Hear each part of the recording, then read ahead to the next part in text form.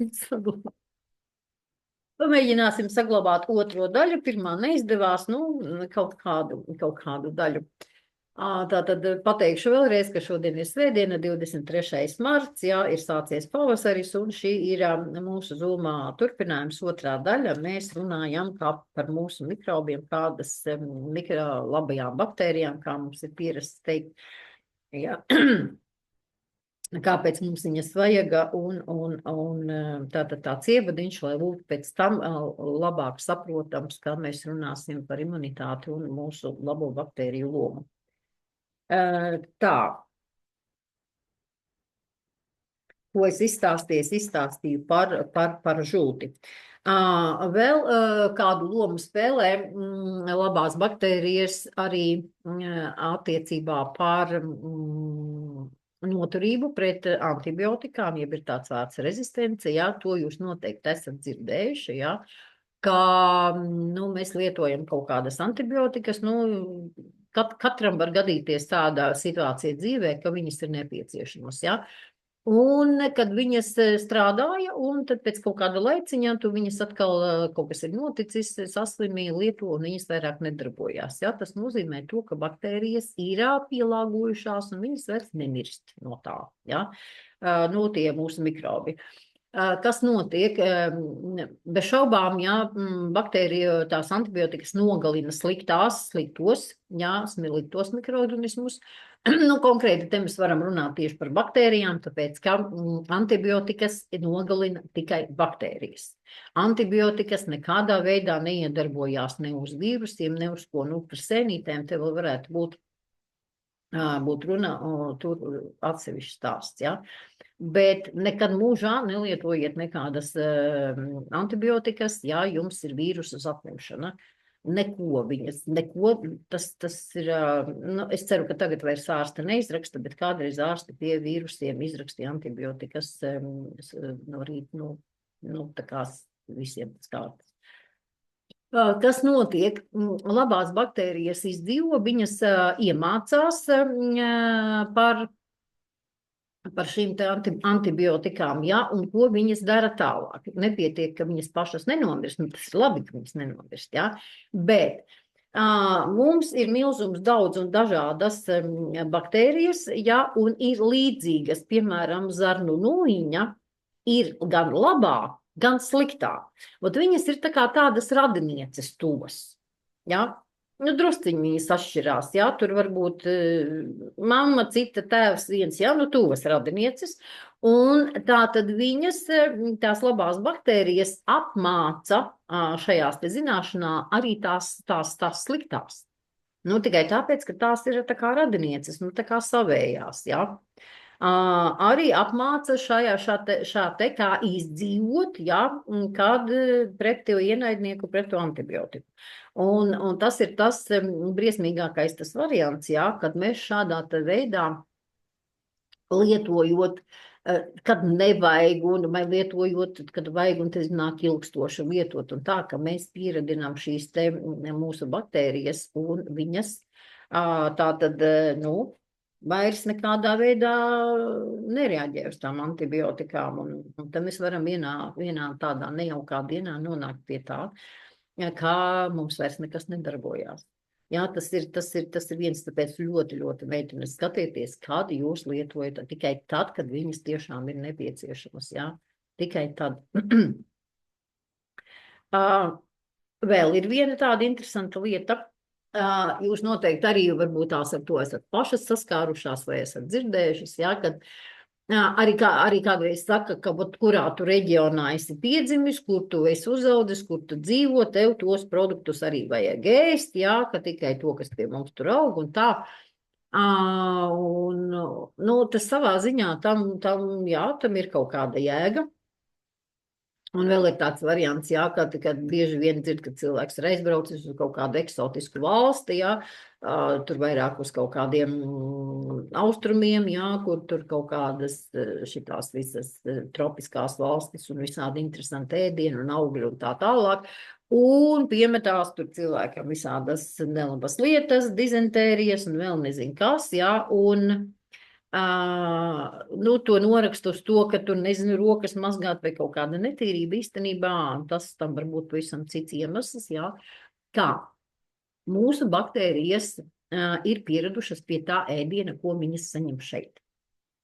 Pie tām šķiedrvielām un cukuriem un tā tālāk. Nonākot tur svešā vidē, ja saņemot svešu ēdienu, viņas nemāk to pārstrādāt. Kaut vai tie arī būs, piemēram, augļi, ogas, dārzeņi, bet tie būs citi augļi, ogas un dārzeņi, ko mūsu baktērijas var nemācēt to pārstrādāt. Ja?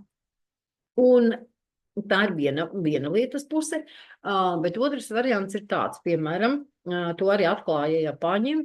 Nu, Japāņi, kā jūs zinat, ēd dažāda veida tur jūras aļģes un tā tālāk. Jūras augiem, tām jūras aļģēm, jā, ir savas baktērijas, kas prot viņas pārstrādāt, un tās neprot pārstrādāt mūsu baktērijas. To prot, nu, tie mikrobi, teiksim mikrobi, ja? Bet Japāņiem atklāja tādu variantu, jo viņi ēd tās aļģes, un viņiem atklāja, ka viņu baktērijas, mums ir tādas pašas baktērijas kā Japāņiem, nu, cilvēku baktērijas, jā, ja tie mikroorganismi. Un Japāņu baktērijas, ja tie mikroorganismi ir iemācījušās pārstrādāt, sagremot tās jūras aļģes. Jautājums, kā tā?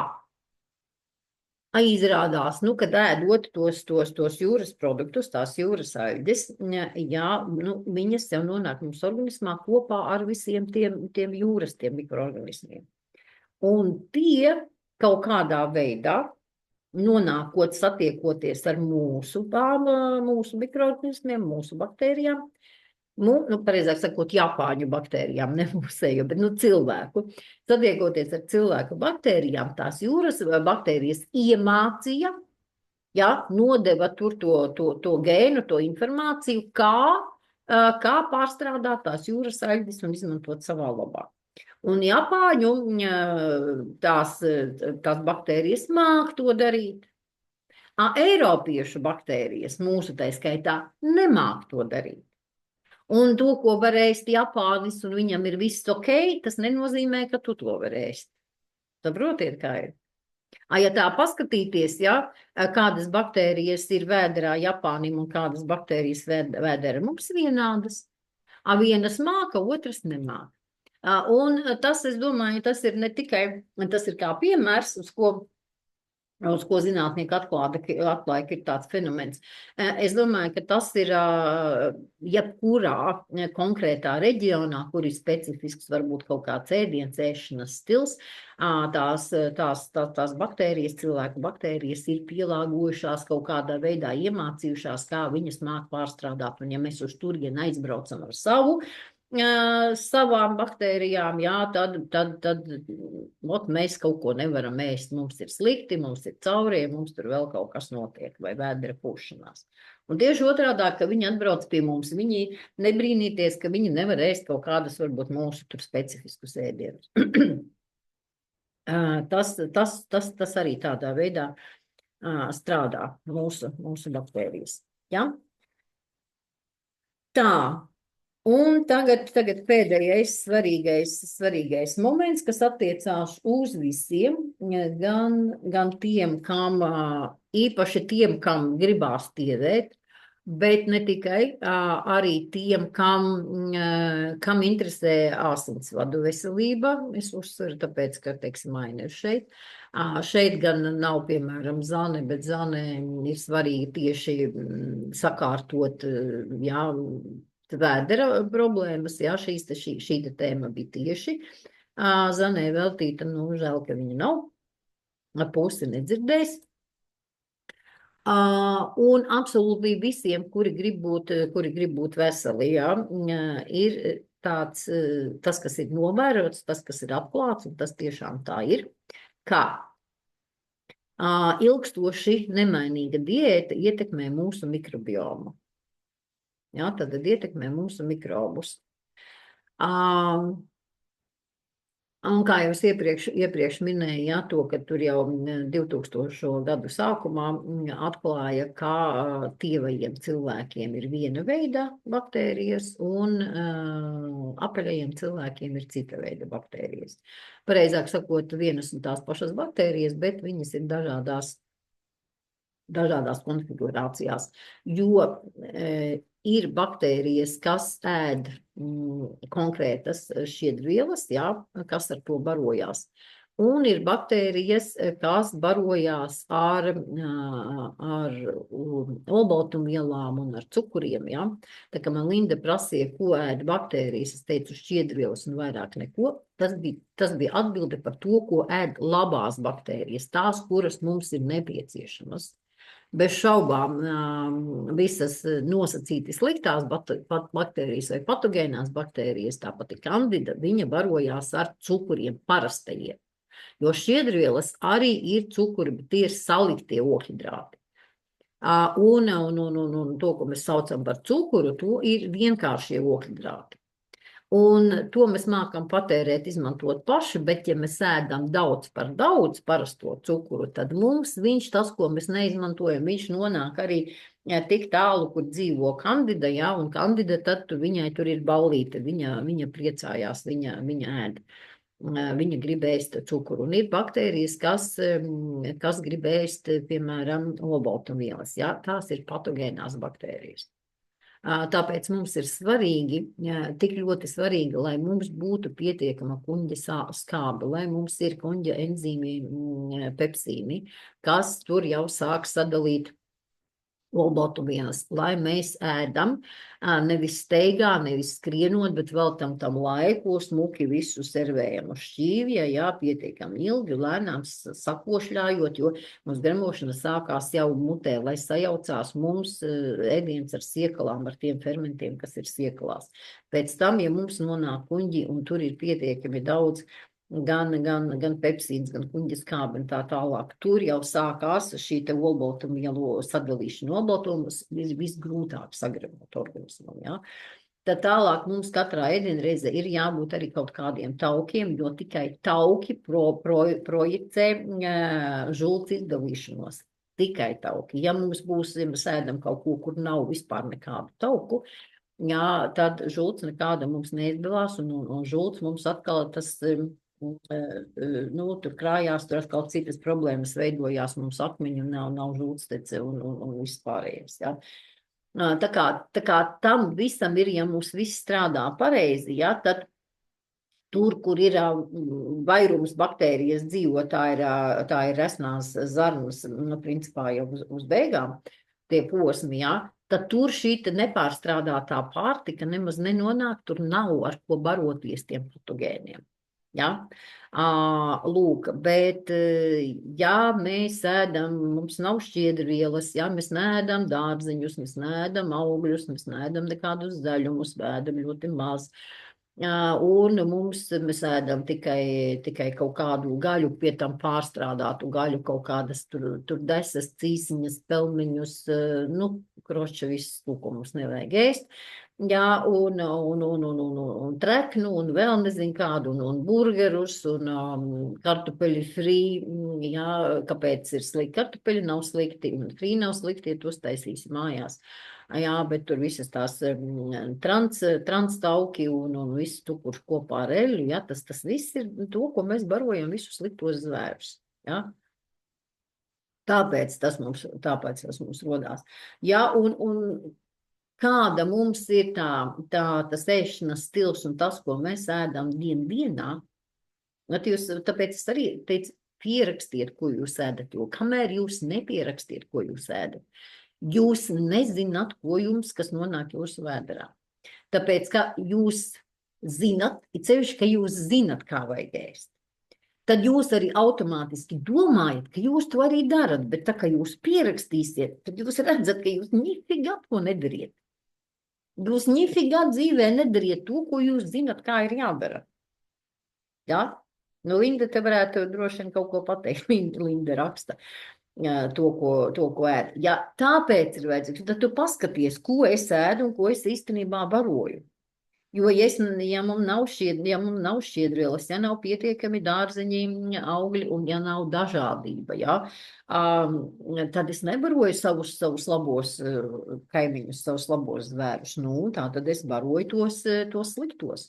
No kurienes man būs enerģija, no kurienes man būs labs miegs, no kurienes man būs laba imunitāte, ka es neslimošu, ka man nelips klāt nekādas gripas un nekas pārējais. No kurienes man būs labi asinsvadi, no kurienes man būs lokanas, nesāpīgas locītavas, no kurienes man nebūs grumbas, nav no kurienes tam būt. Jā, saprotiet? Tas ir atkarīgs no tā, ko mēs liekam šķīvī. Un kas notiek? Te ir divas labas ziņas. Nē, sorry, piemānīju. Viena laba, viena slikta ziņa. Labā, jā, un kas notiek, jā, ka un nav tas tik vienkārši izmainīt. Tad tas eksperimentā arī ar pelēm, nu tādu eksperimentu veica, jā, kāpēc arī Dmitrijs saka, ka cilvēkiem nav iespējams veikt eksperimentus nevis tāpēc, ka tas būtu slikti ar viņiem tā darīt, bet tāpēc, kā tas attiecās, kas attiecās par ēšanu. Viņš saka, tas nav iespējams, jo cilvēki melo.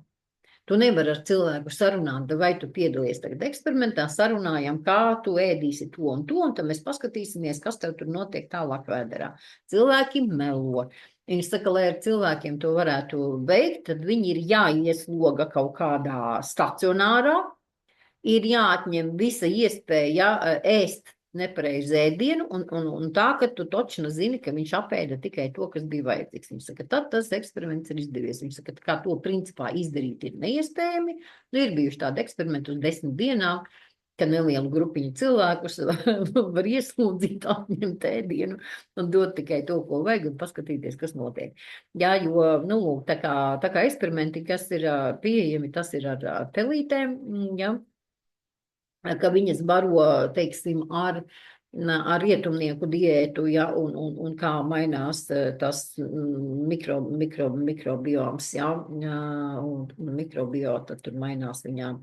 Un tad, kad viņas sāk atkal barot ar veselīgu ēdienu, kur ir augi un zemes augu saturs, izmaiņas var redzēt jau pēc 24 stundām izmaiņas, bet tā, ka nu, patiešām tur nomainītos viss tas mikrobioms un pārkārtotos uz veselīgu, tas tik ātri nenotiek.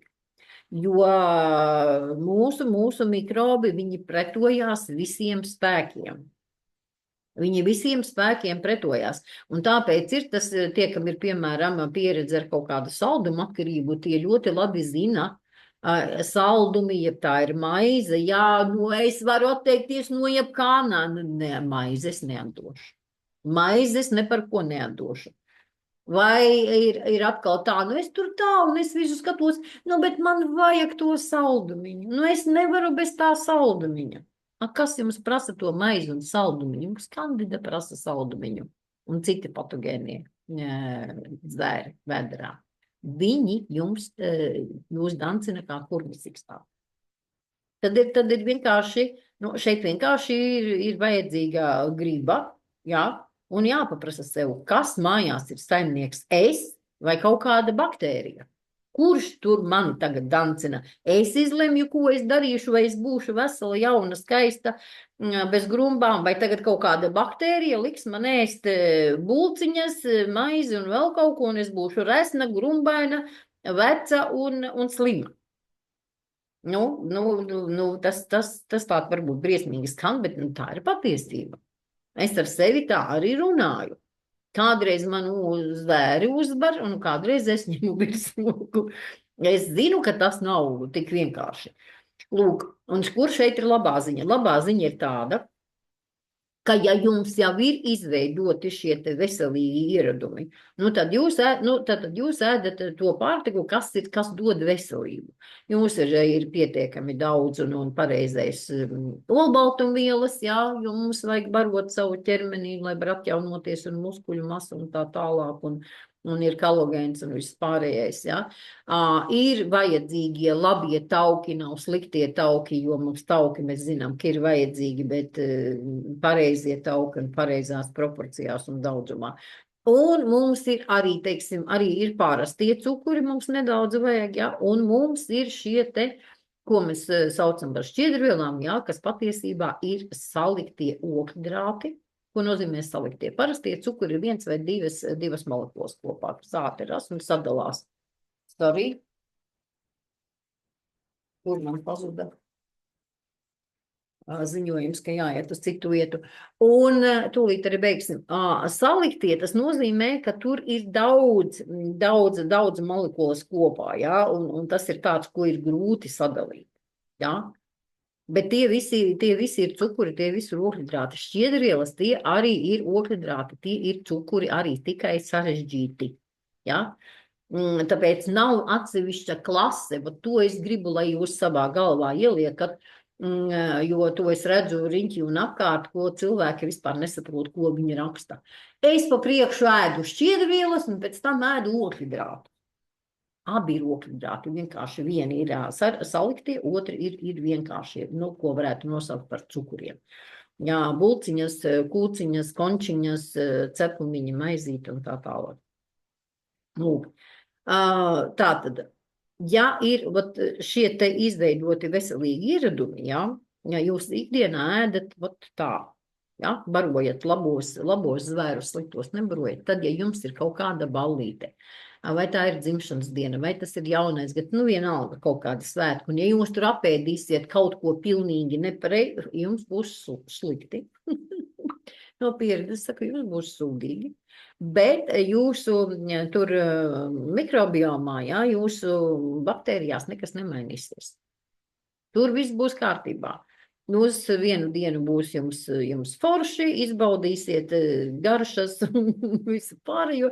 Nākošā dienā jums būs slikti, bet pēc tam atkal jūs atgriežaties normālā režīmā, jums nekas neizmainīsies. Un šeit ir sliktā ziņa, jā, to, ko jau es iepriekš teicu, jā, ka ja jums šobrīd jūs saprotiet, ka jums nav izveidoti šie te pareizi ieradumi, jā, ka jums gribās tur tos saldumiņus, ka jums tur gribās tur treknamiņus, vēl nezinu ko, jā, jūs esat pieredinājuši savas baktērijas, jā, kaut kādus savus tos zvērus, jā, jūs viņus barojat un viņi jums pieprasa.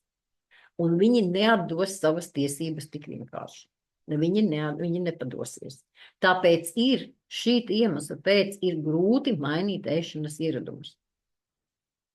Tāpēc, ka viņi mums diktē to, un ja mēs to zinām, jā, tad mums ir vieglāk ar sevi parunāties un paprasīt, kurš šobrīd diktē, nu, to te nosaka parādi, jā.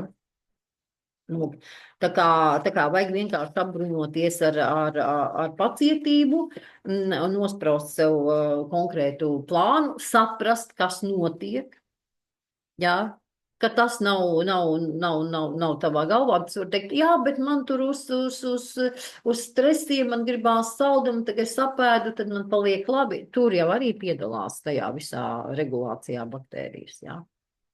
Viņas arī tur spēlē lomu.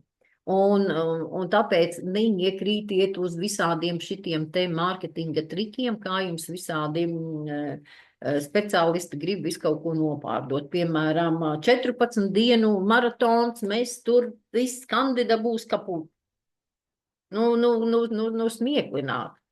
Kandidas protokols ir 2 mēneši, kandidas protokols ir 8 nedēļas, nevis 14. Pa 14 tu tur nevar izdarīt neko, nekam, ne tikai vēl kandidai. Un ļoti stingrs protokols. Jā, nu kāpēc es to pieminēju, man ir padomā šis izaicinājums. Jā, es gribu iziet šo te kandidas protokolu. Viņš ir 2 daļās, pirmās 4 nedēļas ļoti stingri. Un nākošās 2 nedēļas jau tur drusciņu vairāk var dažādākus ēdienus ēst. Nu, kādā ziņā stingrs, nu, tur principā ir pamatā augu valsts barība. Jo kandidu var nogalināt tikai nomērtēt badā. Nedot viņai ēst. Savādāk patiesībā ar viņu tikt galā nevar. Un tā, sliktos mēs varam nomērdēt badā, labos mēs varam sev savairot, sākot viņus barot. Izklausās ļoti vienkārši. Izdarīt nav tik vienkārši, jo viņi mums pretojās. Nu, lūk. Tā kā tas bija tas, ko es gribēju šodien paspēt pateikt. Tā kā tāda maza ievadiņu, tur galīgi nav viss, par ko varētu teikt, ko vēl viņu dara, bet nu, kaut kāds pamatiņš, lai būtu saprotams imunitāte un mūsu mikrobi, kā viņi mums nodrošina imunitāti. Par to būs nākošais stāsts. Saku jums paldies, ka jūs atnācāt, man bija ar ko runāt. Un es ceru, ka kaut ko, ja ir kāds jautājums, var ātri vēl pajautāt, es burtiski vēl pāris minūtes var aizkavēties. Ingūna, es ļoti gribēju dzirdēt tavu atgriezenisko saiti par Kandidas iznīcināšanu. Es varu aicināt piedalīties, nākt kopā ar mani, eksperimentēsim. Jo